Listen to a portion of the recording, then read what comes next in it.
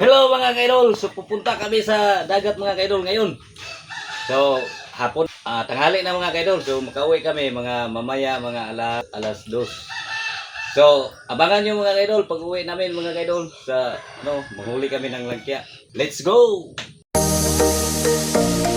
So nandito na si Mami mga kaidol, no? Kanina nag-video ako ng papuntang dagat. So ngayon nakauwi na kami mga kaidol. Ito na yung so kahapon dol ganun din, kunti-kunti lang, oh.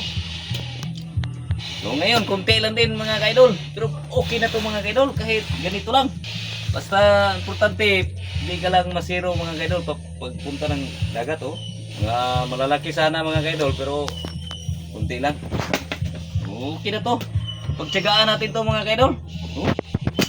So at least merong mga kaidol nahuli. So thank you for watching mga kaidol, and God bless. Please like and follow and share.